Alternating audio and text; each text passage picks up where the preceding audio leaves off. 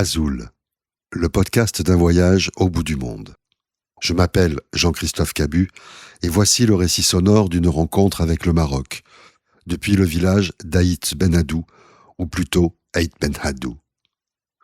Azul, en langue amazigh, Azul en guise de bonjour veut dire « rapproche-toi de mon cœur ». Et des cœurs amazighs se sont rapprochés après de longues années d'éloignement et de séparation. Ces retrouvailles sont l'œuvre de Kamal Ashkar, réalisateur du documentaire Tinrir Jérusalem, les échos du Mellah. Mais un Mellah, c'est quoi ?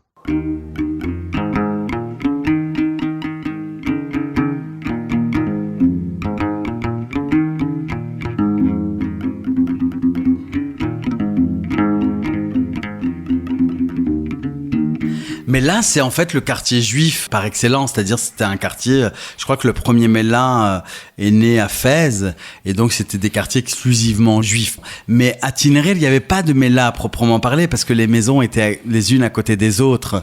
J'ai utilisé, parce que tout le monde connaît ce mot-là, évidemment, c'est un vocable commun.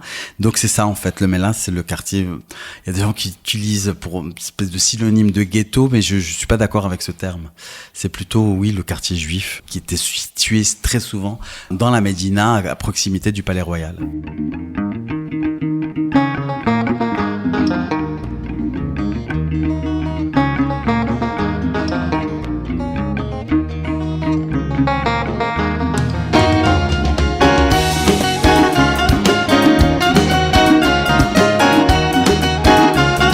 Un salon marocain avec des banquettes en L autour d'une grande table basse. Les tissus sont bleus et joyeux. Les plafonds sont ornés de stucs orientaux imposants. Dans l'appartement de Kamal à Marrakech, il y a des livres. Pas des romans de gare, mais des ouvrages d'histoire. Il doit bien y avoir quelques polars, mais je n'ai retenu que sa volonté de savoir. Kamal Ashkar est le professeur d'histoire que nous avons découvert dans l'épisode précédent du podcast Azul. Et s'il est un résumé à faire, le voici. Kamal est professeur d'histoire dans la banlieue parisienne. Il est né à Tinrir, dans le sud-est marocain, pas très loin de mon quartier général, Aït Ben Haddou, à quelques montagnes arides aux sommets enneigés jusqu'à l'été, à quelques vallées verdoyantes avec les arbres fruitiers qui longent les oueds, les rivières parfois asséchées. Il a quitté son village à l'âge de 6 mois. Au Maroc, chez ses grands-parents, durant les vacances, le reste du temps, il a vécu et grandi en France. Kamal est amazigh, de France et du Maroc. Il a cheminé avec cette idée que rien n'est binaire, que l'on peut conjuguer les identités. Il questionne sur la pluralité, notamment celle qui l'aura étonné, la présence durant des siècles de Marocains juifs qui, avec les musulmans, vivaient en communauté. De cette découverte, il en a fait un film, Tinrir, Jérusalem, les échos du Mellah. Il s'improvise alors documentariste et répond à un désir de connaissance et de reconnaissance dans une forme d'urgence.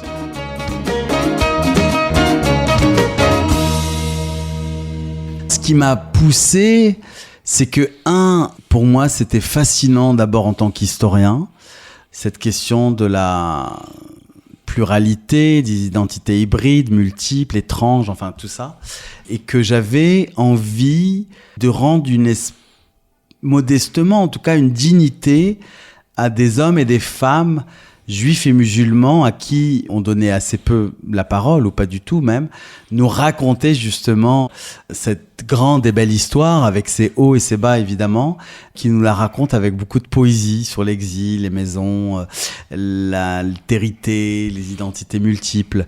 Et donc pour moi, il y avait une urgence à capter cette mémoire-là avec ceux qui ont vécu ces moments-là, comme mes grands-parents, comme les anciens que j'ai retrouvés en Israël longtemps après, de la capter avant qu'ils disparaissent.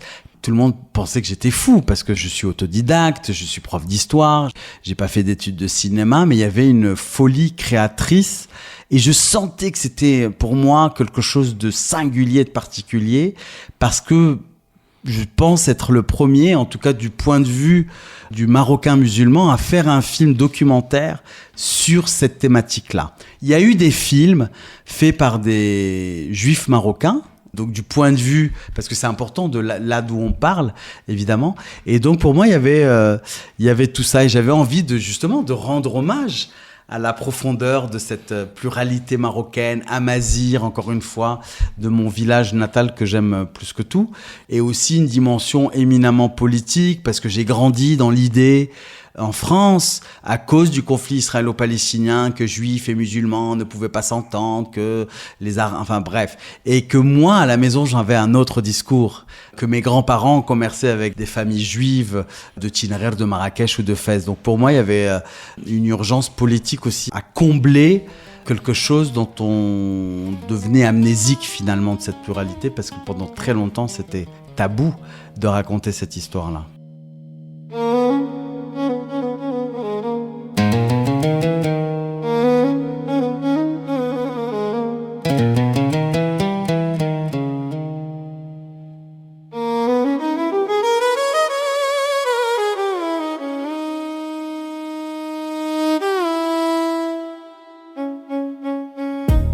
Là où il jouait quand il était enfant, dans les rues de Tinrir, Kamal a sillonné avec son grand-père des souvenirs lointains, d'avant 1964, année des derniers départs des exilés.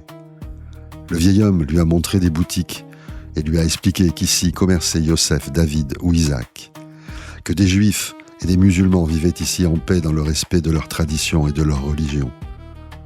Là où jouait Kamal quand il était enfant dans les rues de Tinrir, son grand-père avant lui s'amusait avec ses copains qui un jour ont quitté le Maroc pour la terre promise. En fait, Kamal est allé en Israël pour retrouver les vieux potes de son grand-père. Ah mais complètement. Et tu vois, ça rejoint un peu ce dont on parlait précédemment. En fait, quand tu réfléchis bien, ça rejoint cette idée d'inscrire ma petite histoire dans la grande histoire.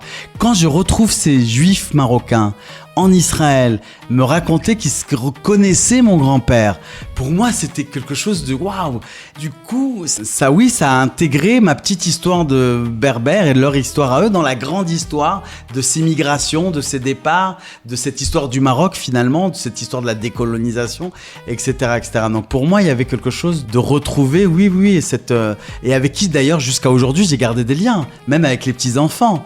Donc il y a une séquence à un moment donné dans le film Skype avec mon père et Shalom Illouz qui parle amazigh, qui se souvient de mon grand-père et que mon père était au Maroc. Donc j'organise une séquence. Lui est décédé, Shalom Illouz, depuis quelques temps, et j'ai été contacté par son frère, Haïm Illouz.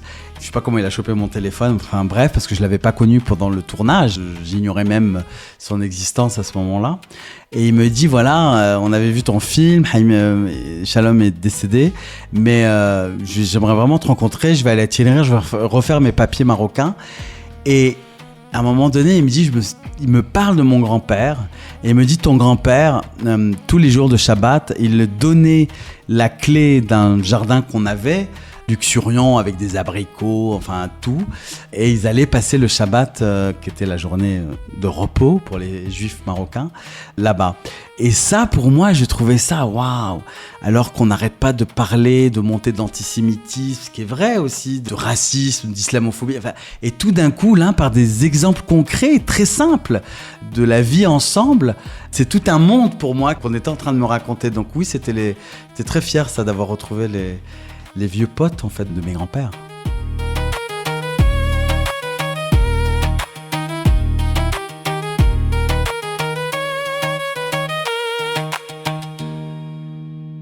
Ainsi, juifs et musulmans ont vécu ensemble durant des siècles en harmonie dans ces montagnes du Maroc.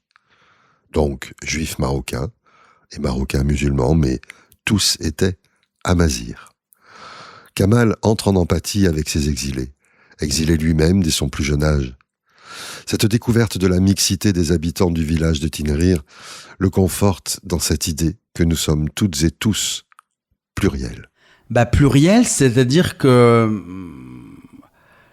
pendant longtemps, tu vois, moi, on me posait souvent la question, quand je revenais au Maroc, tu préfères quoi, la France ou le Maroc ? Enfin, c'est la question terrible. c'est comme si t'étais 50-50. Non, je suis 100% marocain, 100% français, 100% amazigh, 100% de culture musulmane, avec des affluents comme ça, enfin des attirances vers telle ou telle culture. C'est ça pour moi la pluralité et l'hybridité. Je préfère même presque plus le mot d'hybride. Quelque chose comme ça qui rentre out of the box. Moi, j'aime pas être dans des cases et j'ai toujours refusé qu'on me mette dans une case et j'essaye en tout cas le plus possible de pas mettre les gens dans des cases. Et c'est un vrai combat aujourd'hui politique notamment parce qu'on veut nous faire croire qu'il y a une pureté de je sais pas quoi et qu'on n'est que ça. Et pendant très longtemps au Maroc, on se pensait exclusivement arabo-musulmans. En France, on parle de français de souche. Enfin, ça n'existe plus, tout ça. Pour moi, c'est ça, en fait. C'est d'être habité par des identités multiples, toujours en construction, toujours en mouvement. Et souvent, parfois, contre l'autre, mais souvent, est-ce que j'espère, avec l'autre, dans une forme d'altérité. Donc, moi, je me sens bien que quand je vis dans la diversité, dans la multiplicité des cultures, des couleurs, des sexualités, enfin tout ça m'intéresse quoi. L'homme avec une identité unique, pour moi ça n'existe pas. Même un Français qui se dit de souche, il a souvent peut-être des aïeux qui viennent de Corse, mais après s'il devait remonter très très loin, peut-être qu'ils viennent de je ne sais où. Donc pour moi c'est ça, c'est un combat politique. Aujourd'hui, beaucoup, parce qu'avec la démagogie et le populisme qui n'arrêtent pas d'augmenter, dans la haine de l'autre, quoi, tu vois, on supporte plus les gens qui sont différents, multiples, ouais.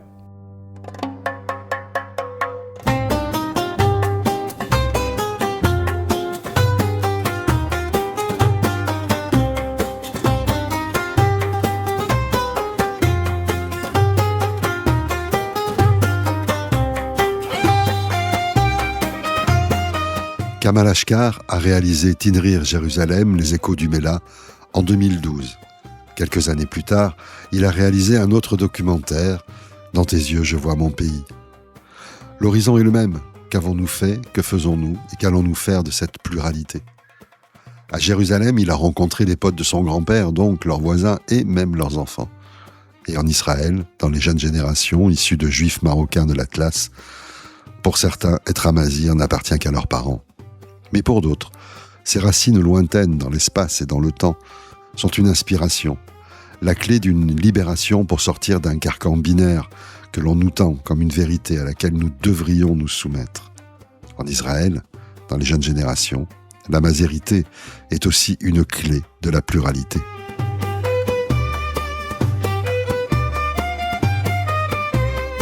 Pendant longtemps, il y a eu un refoulement de cette identité-là, parce que aussi là-bas, comme au Maroc, on avait honte de dire qu'on était shluh, parce que shluh, dans l'argot israélien, ça veut dire primitif.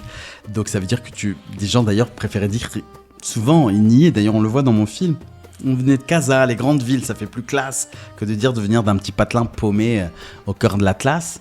Et aujourd'hui, le film Dans tes yeux, je vois mon pays, qui continue d'explorer cette thématique-là, mais cette fois-ci avec la jeune génération. Et je suis parti, j'ai fait un portrait d'un jeune couple né à Netivot, à 5 km de Raza, qui ont vécu pendant très longtemps à Jérusalem et qui vivent maintenant aux États-Unis à la Nouvelle-Orléans.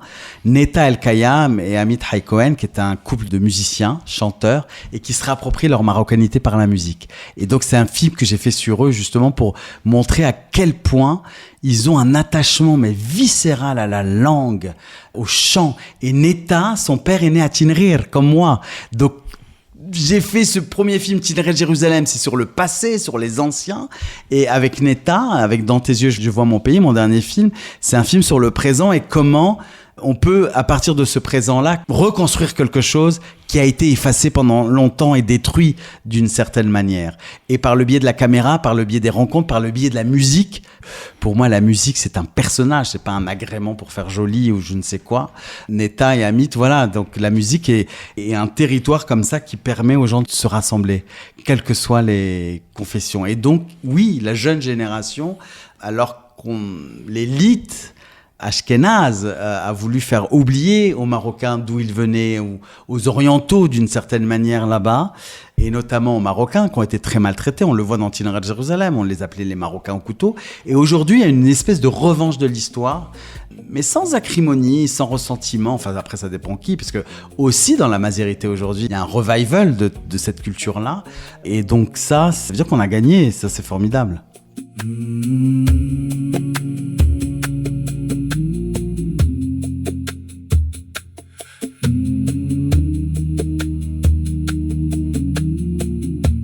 Le documentaire Tinrir Jérusalem, les échos du Mela a reçu de nombreux prix, de Rabat à Barcelone, en passant par Paris, Genève ou encore New York. Ce succès est dû à l'apposition de la pluralité que combat l'opposition. Parler de juifs et de musulmans est un terrain miné sur lequel Kamal Ashkar ne s'est pas arrêté. Il a tracé une route sur le chemin de la réalité. Les potes de son grand-père étaient juifs, il n'y a rien à contester. Pourtant, le film a été utilisé pour alimenter des polémiques, une aubaine à bien y regarder. À l'époque, quand le film est sorti, on était sous un gouvernement islamiste, PJD, qui a perduré pendant 10 ans d'ailleurs. Le film a été diffusé sur 2M, en prime time, à la télévision marocaine, dans une série documentaire qui avait été créée par des histoires des hommes par Reda Benjeloun. Et c'était la première fois qu'on voyait à l'antenne plus de 4 millions de téléspectateurs. Enfin, un truc, personne n'avait jamais vu ça, tu vois.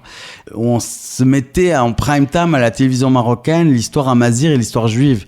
Rassembler deux identités qui ont été longtemps effacées au Maroc et marginalisées. Et du coup, les islamistes qui, eux, sont les héritiers du panarabisme, ce nationalisme arabe des années 50, 60, nassérienne, avec quand le Maroc s'est mis sur les mêmes positions que la Ligue arabe, etc., etc. Et donc, ça a été aussi une des raisons des départs des Juifs du Maroc, mais pas que. Il y a eu la création de l'État d'Israël, les mouvements sionistes, etc., etc., et la décolonisation, ont accusé le film d'être un film sioniste qui parlait pas de la question palestinienne. Mais moi, c'était pas l'objet de mon film. Et d'ailleurs, il arrive de manière ce truc de cinéma vérité avec quand je frappe à la porte d'une femme et qu'il y a un discours politique qui résume du coup ma pensée, que c'est absurde ces guerres, que c'est absurde de se battre pour la terre, etc., etc. Je n'imaginais pas que le film allait faire une telle polémique, mais c'était très bien parce qu'en même temps, ça a ouvert un vrai débat dans la société marocaine, mais pas que, sur justement notre pluralité des identités. Donc, et en plus, ils sont tellement bêtes, ils ont contribué à faire connaître davantage le film. Mais ça, c'est toujours la bêtise des extrémistes qui... D'ailleurs, pour la plupart d'entre eux, n'avaient pas vu le film. Là, ils voulaient carrément l'interdire. On m'a accusé d'être un agent du Mossad. Enfin, des bêtises assez incroyables. Alors que moi, je faisais juste un film sur les miens.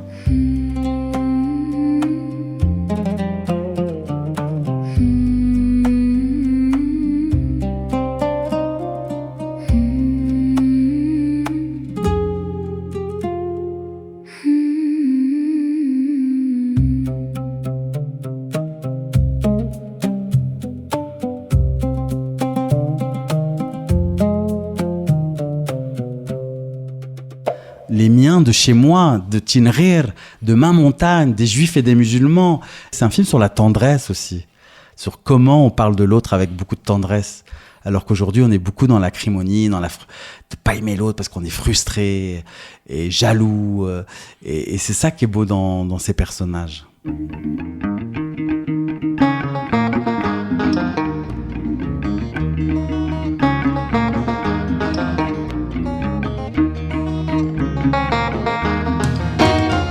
De retour dans mon pays, après avoir écouté Kamal Ashkar me parler de tendresse, je replonge dans l'hystérie collective autour de l'antisémitisme et de son instrumentalisation par les élites à des fins politiques. Et mes amis, mes voisins et moi, dans notre village français, nous sommes fatigués. Fatigués des guerres pas si lointaines, fatigués des violences verbales et idéologiques, fatigués de ce monde dont les valeurs ne sont plus que monétaires. Nous sommes fatigués des chaînes d'infos, des fake news, des innombrables fenêtres d'Overton ouvertes par une caste hors sol que nous avons la bêtise d'élire à coups d'abstention démocratique. Mais il y a ce mot, ici, valeur, parce que pour la première fois depuis des décennies, j'entends ce mot pour illustrer une manière quotidienne de faire humanité. Des valeurs humaines, ces chants et ces contes qui font de la culture amazighe. Elle a bien sûr sa part d'ombre, ses renégats, ses menteurs, ses corrompus, mais les valeurs demeurent. Elles sont là, qu'on les respecte ou pas. Et tous les amazirs d'ici ou d'ailleurs font corps. C'est une force séculaire. Grâce au documentaire de Kamal Ashkar, nous constatons qu'un village, une commune, comme on dit chez moi, pouvait réunir des différences et des ressemblances fondamentales. Alors, tous les amazirs d'ici ou d'ailleurs se disent « Azul, sois proche de mon cœur ». Azul, le podcast d'un voyage au bout du monde. Générique du groupe Amazigh Folk Spirit, production et illustration sonore Cédition.fr avec le concours de l'ONG We Speak Citizen et de la maison de l'oralité d'Aïd Benadou. Je m'appelle Jean-Christophe Cabu et je vous dis salut, le voyage continue.